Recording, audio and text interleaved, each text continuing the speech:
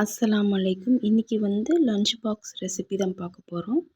Lemon சாப்பாடு ஓகேவா. ஒரு 4 எலுமிச்சைப்பழம் புழிஞ்சு வச்சுருக்கேன். அதோடு மஞ்சள், உப்பு, தூள் உப்பு சேர்த்து வச்சுருக்கேன் தேவைக்கேற்ப. தாளிக்க கடுகு, கருவேப்பிலை, வரமிளகாய்.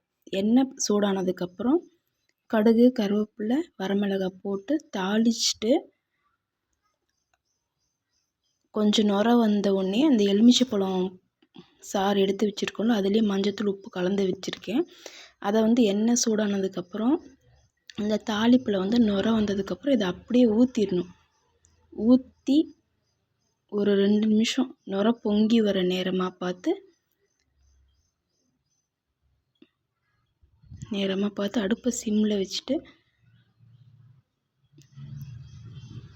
பாருங்கள். இந்த மாதிரி தான் அடுப்பை சிம்மில் வச்சுட்டு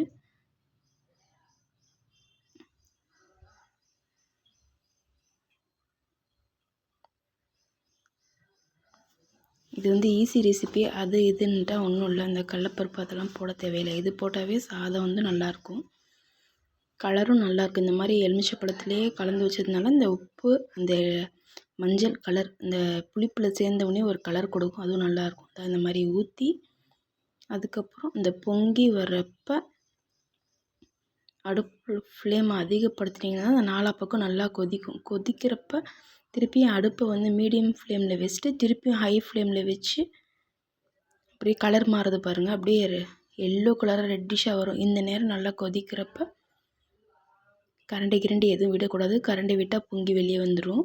இந்த மாதிரி மறுபடியும் அடுப்பை ஹை ஃப்ளேமில் வச்சுட்டு இப்படி 4 பக்கமும் பார்த்திங்கன்னா நுர வந்ததுக்கப்புறம் அடுப்பை ஆஃப் பண்ணிவிடுங்க.